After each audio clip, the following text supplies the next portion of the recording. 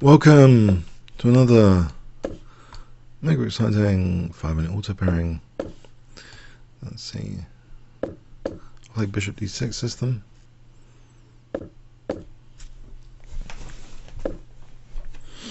Now I think I'm supposed to play this when I've checked out on Livebook on this line in the past.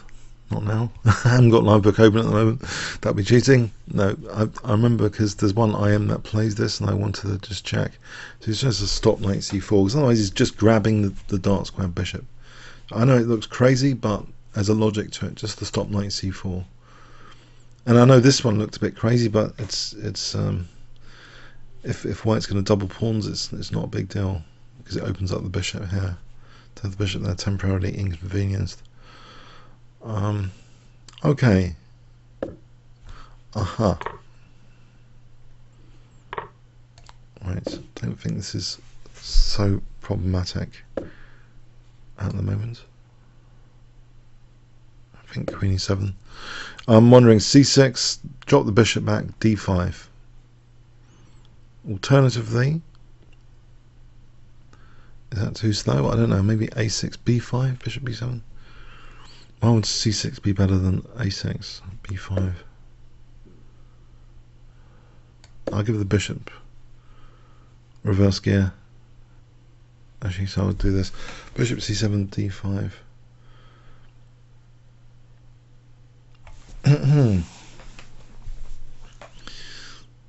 It's so funny actually watching Kaylee go back in reverse, mate.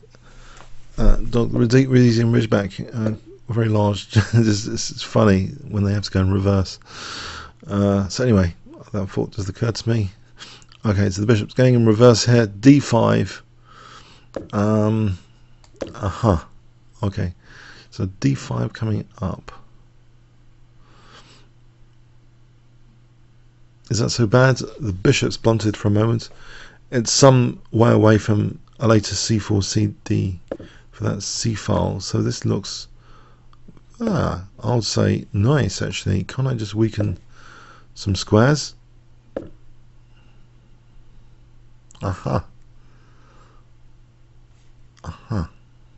Isn't E3 going to be weakened now? Weak spot. It looks like a classic French defense weak spot in reverse. Oh, that's the problem with this, surely.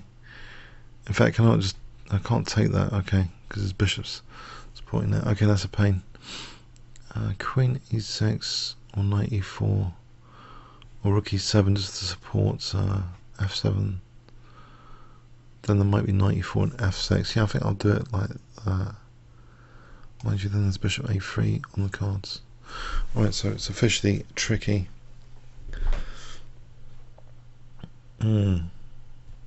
Bishop here. Might be able to play knight D7. If takes, I get this diagonal knight D7. That's a quick way of not. I feel the pressure. I do feel the pressure. Pressure is on. The heat is on. Yes, it's like exchange sacks and stuff. Can I take here on knight D7? Take a knight D7. I really want to kick that knight. I don't think it's happening. I'm going to have to just destroy it. Clock advantage of a minute. Right, let's try and just get out of the firing line of stuff. No immediate firing line, I think. Why is G6 tempting? Knight C5. Let's just grab this bishop. Oh, there's bishop A3. Oh man. Bishop A3, knight E4. Aha. Alright, if I take this bishop off.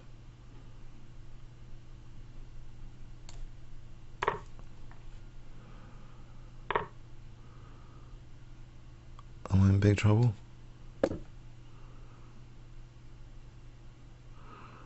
Probably the answer is yes, I'm in big trouble. That's the usual answer. Okay, so H6, rook G8. Do I get mated around here?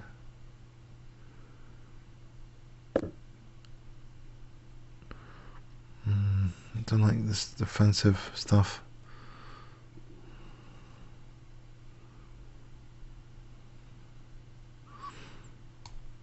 Oh, rook g8 to g7 comes to mind. I know I've weakened f6 and it looks terrible. But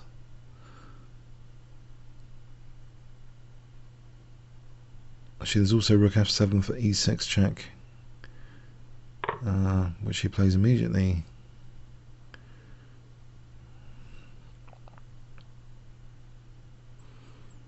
That is more of a concern. Okay, that's pretty crushing. Completely missed that.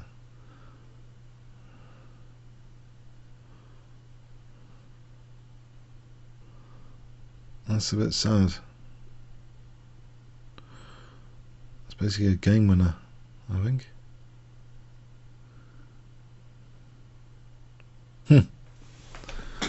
Wow, that was an unfortunate game.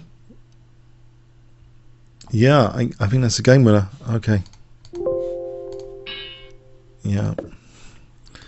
Alright, I was getting excited there. I thought for a moment I was better, but not so easy. Oh, hold on a sec. Maybe it was so easy. Bishop takes h3. He takes. Why is this different? All right, I get queen g3 checking. Check. That is a major upgrade, I've got to say. Check. And what happened? Knight g4. Check. Check. Check. Oh, I ended up winning this game. All right. So the way I played it was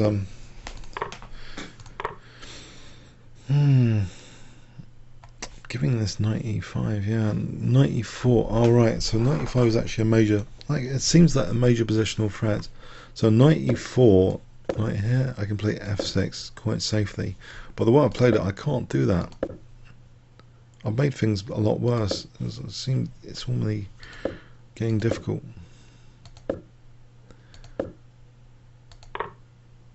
And this is like worse. What am I supposed to do here? Knight e4 to sack a pawn now? To get f6 in? Yeah, that's the engine's basically saying that. Got to kick this knight, the engine's saying. Got to kick the knight. Okay, okay. And yeah, this doesn't help, does it? It looks scary. I thought it was scary. And there's an X-ray. I've gone into an X-ray, which is not good. And I've made the X-ray worse. Bang. Finds it. It's crushing. If I take e6 check. And what am I doing? I'm just losing the rook. Or worse. Check. This is good. Good enough, but also there's even better. Okay, there's even better. Queen e5. Yes. Oh dear. So actually, it's very tactical, this game, because f4. Yeah, it's interesting that bishop takes h3 tactic. And we'll just briefly revisit that tactic for future reference. Let's briefly revisit here. I thought it mentioned bishop takes h3 before. Oh, here. And here. Knight e4. That looks like a distant relative of what it was mentioning before. Instead of e takes f3 here. Oh, hang on, I'm getting confused. No, it's in this position. Because otherwise you need the en passant. It's in this position that the queen d6 can be upgraded with bishop takes h3 first, so that the en passant is made more effective, because actually g3 is possible to get onto g3. Check. As previously mentioned. Okay, it's an interesting tactical idea that if white's going to play f4 and have the backward pawn, you don't want them hiding that backward pawn with a knight outpost, top priority, but also you want to exploit the g3 weakness if you can. That's interesting bishop sack behind the scenes. Anyway, comments or questions on YouTube. Thanks very much.